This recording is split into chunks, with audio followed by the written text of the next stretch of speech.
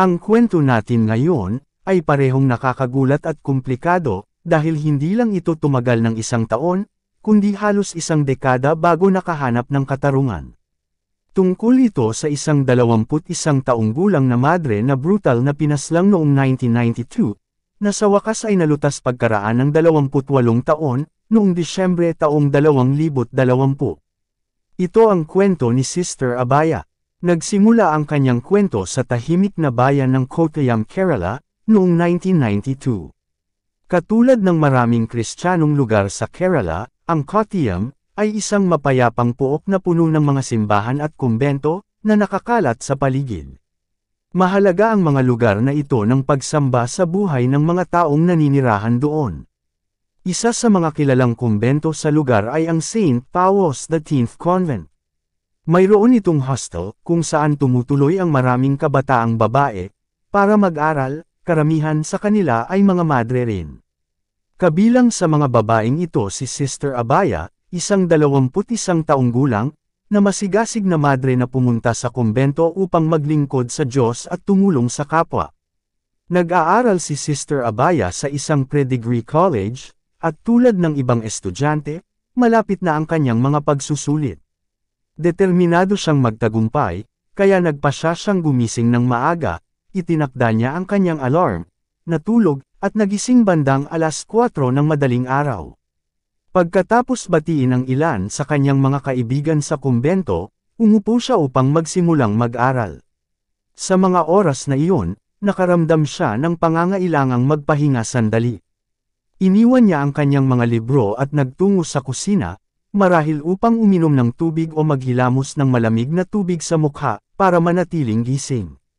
Kinabukasan ng umaga, nang magising ang iba pang mga madre, napansin nila ang isang bagay na kakaiba. Wala si Sister Abaya. Nakapagtaka ito para sa kanila. Nang pumunta sila sa kusina, nakita nila ang isang bote ng tubig na nakabukas ang takip, may natapong tubig sa sahig, at isa sa tsinelas ni Sister Abaya ay nakahandusay doon. Pero nasaan si Sister Abaya? Walang nakakaalam. Lalong naging masigasig ang paghahanap, at di nagtagal, natagpuan nila ang isa pa niyang tsinelas malapit sa balon ng kumbento. Nang lumapit ang isa sa mga madre sa balon at sumilip sa loob, labis siyang natakot nang makita ang walang buhay na katawan ni Sister Abaya. Dumating ang bumbero, tinawagan ang pulis, at kalaunan ay iniahon mula sa balon ang kanyang bangkay. Labis na nabigla ang mga madre at mga naninirahan sa paligid. Kagabi lamang ay magkakasama pa silang kumain, nagtawanan, gumawa ng mga plano para sa hinaharap. Pero ngayon, ang kaibigan nilang iyon ay inilalabas mula sa balon, na wala ng buhay. Dumating ang lokal na pulis na si Vivi Augustine, bilang bahagi ng karaniwang proseso. Pagkatapos may ahon ang katawan, nagsulat siya ng ulat, tumawag ng taga-picture, upang kunan ng larawan ang lugar at ang bangkay, at pagkatapos ay ipinadala ito para sa autopsy. Sa isinagawang autopsy, napansin ng mga doktor ang mga hiwa at pasa, natuklasan ang pinsala sa ulo, at tinukoy na ang sanhi ng pagkamatay ay pagkalunod. Kahit pa may pinsala sa ulo si Sister Abaya, idineklara pa rin na ang sanhi ng kanyang pagkamatay ay pagpapakamatay, o suicide. Ngunit may posibilidad na ito ay isang pagpatay. Noon, maraming tao ang nahirapang maniwala sa paliwanag na iyon. Bakit magseset ng alarm si Sister Abaya kung magpapakamatay lang naman siya? Bukas ang pinto ng refrigerator, nakabukas ang takip ng bote, natapon ang tubig, at naiwan ang kanyang tsinelas sa sahig. Lahat ay tila ginawa ng mabilisan. Hindi makatuwiran ang kwento para sa mga tao. Marami ang naniwala na hindi ito pagpapakamatay, kundi pagpatay o isang murder case. Pakiramdam din nila ay mayroong nagtatakip sa katotohanan, lalo na't nangyari ang insidente sa loob mismo ng kumbento. Ang pagkamatay ni Sister Abaya ay naganap sa isang kumbento, kung saan daan-daang kababaihan ang nag-aaral, natututo ng relihiyon, at naninirahan. Ang ganitong trahedya sa isang banal at mapayapang lugar ay lubhang hindi karaniwan. Ang insidenteng ito, kasabay ng hinalang pagtatakip sa katotohanan, ay lubos na nagpapagulo sa kalooban ng komunidad. Isang aktivista na nagngangalang Juman Putin Parakal, ang bumuo ng komite upang maghanap ng katarungan. Noong 16 ng Abril, ipinasa ang kaso sa Crime Branch. Matapos ang ilang buwang investigasyon, inilabas ng Crime Branch ang kanilang ulat. Inalis sa kamay ng lokal na pulis ang kaso at ibinigay sa Crime Branch, na gumugol ng maraming buwan sa pagsisiyasat. Sa huli, napagpasyahan nilang ang pagkamatay ni Sister Abaya ay dulot ng pagpapakamatay o suicide. Sa mga panahong iyon, nailibing na si Sister Abaya at sinunog na ang kanyang mga damit, dahilan para kakaunti na lamang ang natirang medikal na ebidensya. Gayunpaman, ang kaso ay naging isang mainit na paksa ng usapan sa Kerala. Puno ng mga balita ang media, at ang mga tao sa buong estado, ay kanya-kanyang gumagawa ng teorya, kung ano nga ba talaga ang nangyari. Hindi natuwa ang mga madre sa takbo ng investigasyon. Mayroon ding pressure mula sa media, sa mga aktivista, at maging sa lipunan mismo. Dahil dito, ipinasa ang kaso sa mas mataas na awtoridad. Inako ito ng Central Bureau of Investigation, CBI, at nagsimulan ng panibagong investigasyon. Gumamit ang CBI ng bagong pamamaraan. Naghanap sila ng mga panibagong ebidensya at muling kinausap ang mga dating testigo. Maayos ang takbo ng investigasyon sa simula, ngunit isang kakaiba at nakagugulat na pangyayari ang naganap. Noong 1994, isang opisyal ng CBI na si Varghese P. Thomas, ang nagdaos ng press conference, at nagbunyag ng nakakagulat na impormasyon. Sinabi niya na siya ay pinipilit na ideklara na ang kaso bilang isang suicide case. Dahil dito, nagpasya siyang magbitiw sa trabaho, halos 9 na taon bago ang kanyang nakatakdang pagre-retiro. Maituturing na mas lalo pang naging magulo ang lahat, matapos ang kanyang pahayag. Muli na namang naging malaking balita ang kaso. Hindi maunawaan ng mga tao kung bakit ito lalong nagiging komplikado. Saan nanggagaling ang pressure na ito? Bakit napakahirap lutisin ang kasong ito? Nagpatuloy ang investigasyon ng CBI sa loob ng mahabang panahon, kahit kakaunti ang medikal na ebidensya. Nang lumaon, nagsagawa sila ng ilang dummy tests. Gumawa sila ng manika na kapareho ng laki at bigat ni Sister Abaya at itinapon ito sa balon sa iba't ibang paraan. Maingat nilang sinuri kung saan tatama at masasaktan ang manika, at ikinumpara iyon sa mga natagpoang sugat kay Sister Abaya. Subalit kahit matapos ang mga pagsusuring iyon, wala pa ring malinaw na sagot na nakuha. Kaya noong 1996, 3 taon matapos magsimula ang investigasyon, nagsumite sila ng ulat. Nakasulat doon, naniniwala kami na dapat ituring itong isang kaso ng pagpatay o murder case. Sinubukan naming gawin ang lahat upang malaman kung sino ang posibleng responsable sa trahedyang ito. Ngunit sa kabila ng lahat ng aming pagsisikap, wala kaming nakuhang matibay na ebidensya. Makaraan ang 4 na taon mula sa insidente, sa kabila ng pagsisikap ng lokal na pulisya, ng Crime Branch, at ngayon ng CBI, wala pa ring nakakaalam kung ano talaga ang nangyari kay Sister Abaya. Hindi tinanggap ang naunang ulat, at isang bagong pangkat ng CBI ang itinalaga.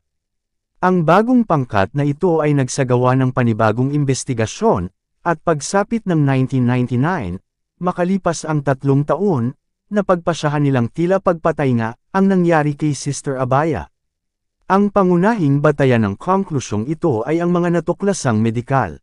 Sa pagkakataong ito, hindi lang iisang doktor ang sumori sa bangkay, kundi isang grupo ng 3 doktor. Natagpuan nila ang ilang pinsala na hindi nabanggit sa unang ulat ng post-mortem, mga sugat na hindi nakita o pinansin noon. Balikan natin ang mismong araw ng insidente. Maraming madre ang nasa kumbento at nakapansin ng karagdagang pinsala sa katawan ni Sister Abaya. Si Vivi Agustin, ang opisyal na nabanggit ko kanina, ay tumawag pa ng taga-picture sa pinangyarihan. Maingat na sinuri ng taga-picture ang katawan ni Sister Abaya, at kumuha ng mga larawan na nagpapakita ng dagdag na marka ng sugat, na hindi nabanggit sa unang ulat o post-mortem. Nang iahon ang kanyang bangkay, maraming madre ang naroon at nakakita rin ng mga sugat na iyon. Itinala nila ang iba't ibang marka na hindi isinama sa orihinal na ulat ng post-mortem. Pagkaraan ng 7 taong investigasyon, naging malinaw na hindi talaga nagpakamatay si Sister Abaya. Mas mukhang isa itong pagpatay. Ngunit sino ang may gawa? Mas nakakagulat pa ang sagot, inamin ng CBI, alam naming ito ay pagpatay, pero hindi pa rin namin alam kung sino ang pumatay. Muli, tumanggi ang korte na tanggapin ang ulat na iyon. Isa na namang pangkat ang binuo, at noong 2005, nagsagawa ng panibagong investigasyon. Muli, idineklara na hindi pa rin matukoy ang mga pumatay, at muli ring tinanggihan ng korte ang ulat. Sa labas, nagngangalit na ang mga aktivista na bahagi ng Action Committee. Umiinit na rin ang mga usapan at dumarami ang mga teorya ng sabuatan. May ilang ulat sa media na nagsasabing minadali at napakahina ng unang investigasyon, na si Sister Abaya ay agad na inilibing, sinunog ang kanyang mga damit, at maging ang kanyang diary ay sinira. Pakiramdam ng marami ay hindi kumpleto ang isinagawang post-mortem, at may hinala silang may mga makapangyarihang tao na nagtatakip sa nangyari. Mabilis na kumalat sa buong Kerala ang iba't ibang teorya. Paano naging bahagi ng kaso ang isang eksenang puno ng kaguluhan? Bakit nawala ang mga ebidensya? Muling nagsimula ng investigasyon ang isang bagong pangkat. At noong 2007, isang nakakagulat na revelasyon ang lumabas. Sa puntong ito, 15 taon nang iniimbestigahan ang kaso. Marami ng testigo, ngunit may ilan na tumalikod sa kaso, at ang iba na may pumanaw na. Maraming sospek na ang naimbestigahan, ngunit wala pa ring matibay na ebidensya laban sa sinuman. Hanggang sa biglang may sumulpat na isang testigo, nag-aalok ng mahalagang susi sa kaso. Pero sino ang testigang ito? Isa pala siyang magnanakaw, isang pangkaraniwang magnanakaw na walang nakakaalam noong 1992. Mapagkakatiwalaan ba talaga ang kanyang salaysay? Nakakagulat, hindi lang tinanggap ng seryoso ang kanyang pahayag, kundi binago pa nito ang buong direksyon ng kaso. Ang taong ito ay si Adaka Raju, na umamin na nakapagnakaw siya sa iba't ibang lugar noong bandang 1992. Nagnanakaw siya, ibinibenta ang mga ninakaw na gamit, at ginagamit ang pera upang mapakain ang sarili at ang kanyang pamilya. Noong ika-27 ng Marso, pumunta si Daka Raju sa St. Paul's Convent na may planong magnakaw. Ang layunin niya ay umakyat sa bubong ng kumbento, kung saan may mga tansong bakal at kawad, na ginagamit bilang proteksyon laban sa kidlat, nakawin ang mga iyon, at ibenta. Dumating siya sa gitna ng dilim ng gabi upang isagawa ang pagnanakaw, ngunit may nakita siyang napakakakaiba na tumatak sa kanyang isipan sa loob ng maraming taon. Napansin niya ang isang tao na palihim na pumapasok sa loob ng kumbento sa dilim, at nakapagtataka ang presensya ng taong iyon. Nakita niya roon ang isang pari, si Father Thomas Cotter. Agad na pumasok sa kanyang isip ang tanong, anong ginagawa ng isang pari sa girls' hostel sa ganoong kalalim na oras ng gabi? Ayon kay Daka Raju, nakita rin niya si Jose Putrikyle at si Sister Sifi. Dito na nagsimulang maging talagang nakakakilabot ang kwento. Tulad ng nabanggit kanina, simple lamang ang estilo ng paggawa ni Raju, magnanakaw ng mga bagay sa iba't ibang lugar, ibebenta ang mga iyon sa junk shop, at gagamitin ang pera para sa pangangailangan. Ngunit sa gabing iyon, nang masaksihan niya ang kakaibang pangyayari, nakaramdam siya ng kawalan ng magagawa. Paano siya paniniwalaan ng mga pulis, kung ang dahilan ng kanyang presensya roon ay para magnakaw? Kinabukasan, nabasa niya ang balita tungkol kay Sister Abaya at narinig ang mga komento ng pulis tungkol sa kaso. Doon niya naramdaman na may totoong mali. Dumating siya roon upang magnakaw, ngunit kung magsasalita siya tungkol sa nakita niya, kailangan din niyang umamin sa sarili niyang krimen, ang pagnanakaw. Gumawa si Daka Raju ng nakakagulat na hakbang, pumunta siya sa pulisya at ikinwento ang kanyang nasaksihan noong gabing iyon. Isipin mo na lang kung ano ang nangyari matapos marinig ng pulisya ang kanyang kwento. Pinakinggan ng mga pulis ang kanyang salaysay, ngunit pagkatapos ay siya mismo ang inaresto, at inaakusahan na siya ang pumatay. Gumawa ang mga pulis ng simpleng teorya, pumasok si Daka Raju sa kumbento upang magnakaw, ngunit nakasalubong niya si Sister Abaya. Nang sumigaw ito, nagpanik siya, pinatay ang madre, at itinapon ang bangkay nito sa balon bago tumakas. Simple lang. Ikinulong si Adalcarojo sa loob ng 58 araw, at sa panahong iyon, ay iniulat na siya ay nakaranas ng iba't ibang uri ng pagpapahirap. Ayon sa kanya, pinipilit siyang aminin ang kasalanan sa pagpatay. Ikinwento niya na inalok siya ng suhol, pera, trabaho, tulong sa pag-aaral ng kanyang mga anak, at maging isang bahay, kapalit ng pag-amin sa krimen. Maging ang kanyang suki na tagabili ng bakal at tanso, si Shamir, ay sinasabing pinahirapan din at pinilit na ibintang kay Rojo ang lahat. Gayunpaman, kapwa tumanggi sina Adalcarojo at Shamir na sumuko. Nang hindi matukso si Rojo sa alok na pera, tinakot naman siya sa pamamagitan ng pagbabanta ng iba't ibang gawa-gawang kaso laban sa kanya. Pero ano ang nagpatatag sa kanya laban sa tiwaling sistemang ito? Ang kanyang katapatan. Sa kabila ng maruming laro ng mga nasa kapangyarihan, nanindigan si Adalcarojo sa kanyang totoo. Siya ang dating maliit na magnanakaw, na kalaunan, ay hinangaan pa ng korte dahil sa kanyang katapangan. Mula rito, nagkaroon ng bagong direksyon ng kaso. Ang CBI ay nagkaroon na ngayon ng dalawang pangunahing sospek, sina Father Thomas Cater at Father Jose Putrecale.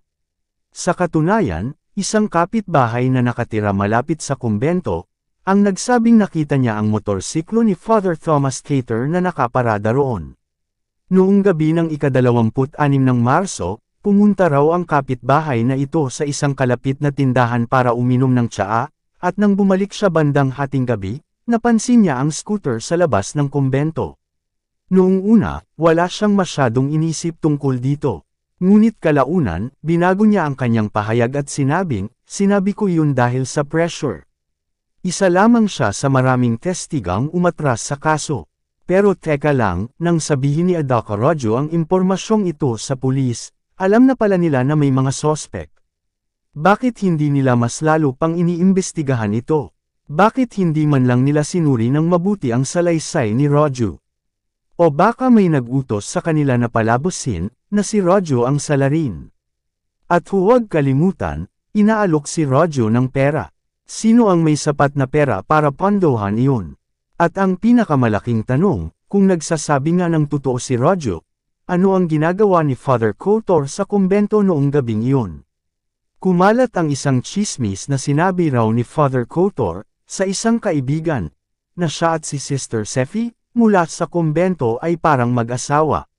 Bago pa man ito, marami na ring tao ang naglabas ng kaparehong alegasyon. May ilang madre sa kumbento, na pinag-usapan ito sa isa't isa, at may mga tao rin sa labas na nagbahagi ng kanilang opinyon. Sa wakas, noong 2008, batay sa pahayag ni Rojo, pinangalanan ng CBI sina Father Thomas Kotor, Sister Sefi, at Father Jose Putrecale bilang pangunahing mga sospek sa kasong pagpatay na ito. Pagkatapos nito, sinubukan ng abogado ng depensa ng mga akusado, na sirain ang kredibilidad ni Rojo, bilang saksi, sa pamamagitan ng paglalarawan sa kanya bilang isang propesyonal na kriminal sa korte. Ipinakita nito ang humigit kumulang 10 kasong kriminal laban kay Rojo, karamihan ay siya ang nasasakdal. Hindi itinanggi ni Rojo ang kanyang kriminal na nakaraan, na kalaunan ay bumaliktad laban sa abogado. Kahit umamin siya sa kanyang dating mga kasalanan, matatag pa rin siyang nanindigan sa kanyang testimonya, determinado na makamit ang hustisya para sa pagpatay kay Sister Abaya. Dahil sa kanyang pahayag, sina Father Thomas Kotor, Sister Sefi, at Father Jose Putrecale ay ipinadala sa Bengaluru para isailalim sa narco test. Ang doktor na namahala sa mga pagsusuri ay si Dr. Malini. Naitala ang mga resulta ng mga pagsusuri sa 3 CD, na pagkatapos ay ipinadala sa Kerala Judiciary Court at sa Kerala High Court. Gayunpaman, nadiskubre kalaunan na ang mga CD na naglalaman ng resulta ng narco test ay namanipula o natamper. Dahil dito, ipinatawag si Dr. Malini upang magpaliwanag tungkol sa isyong ito. Ngunit si Dr. Malini ay nasuspindi, ilang panahon bago nito, kaya naiwan na hindi kumpleto ang mga ulat ng narco test. Lahat ng naroon noong isinasagawa ang narco test ay tinanong. Gayunpaman, lahat ay nagsabi na wala ni isa ang nanghimasok o nagmanipula sa mga CD. Upang malaman ang katotohanan, ipinadala ang mga CD ng narco test sa Central for Development of Imaging Technology, CDIT. Sinuri ng CDIT ang digital na ebidensya at natuklasan na ang unang CD, na pag-aari ni Father Thomas Cottor, ay may buong record na 32 minuto at 50 segundo, ngunit inedit ng higit sa 30 beses, at ang CD ng pagsusuri kay Father Jose, ay 40 minuto at 55 segundo ang haba, at inedit ng 19 na beses. Ang huling CD ay para sa narco test ni Sister Sefi, na may record na 18 minuto at 42 segundo at inedit ng 23 beses. Matapos madiskubre ang insidente ng pagpapalabas ng fake na CD, ay iniutos ng Kerala High Court sa CBI, na iharap sa korte ang orihinal na mga CD ng narco test sa loob ng 10 araw. Ngunit makalipas lamang ang ilang araw, lumabas sa isang lokal na istasyon ng TV sa Kerala ang orihinal na mga recording ng narco test, nina Father Thomas Cottor, Sister Sefi, at Father Jose. Hanggang ngayon, hindi pa rin malinaw kung paano at sino ang nagpalabas nito. Ipinakita sa mga orihinal na recording ng narco test, kung paano pinatay nina Father Thomas Cottor at Father Jose si Sister Abaya. Ayon sa kanilang mga pahayag sa narco test, noong madaling araw ng ika-27 ng Marso taong 1972, nagising si Sister Abaya, bandang 4 a.m.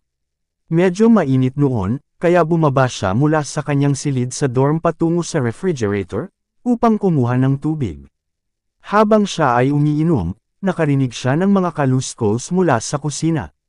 Nang pumunta si Sister Abaya upang tingnan, nadatnan niya sina Father Cottor, Father Jose, at Sister Sefi. Sa isang hindi kanais-nais na sitwasyon, nakita ni Sister Abaya ang karumal-dumal na ginawa ng tatlo, at sa sandaling iyon, bago pa siya makatakbo, inatake nila si Sister Abaya ng may masamang hangarin, kinuha ni Sister Sefi ang isang palakol mula sa kusina, at pinukpok ito sa ulo ni Sister Abaya, at nakumpirma sa post-mortem report na nagkaroon nga, ng pinsala sa ulo, si Sister Abaya.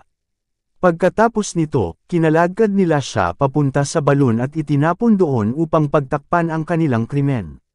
Matapos may palabas ang CD na iyon, sinimulang tanungin ng CBI ang tatlo sa kanilang opisina. Gayunpaman, noong 2009, pinalaya ang tatlo sa piyansa.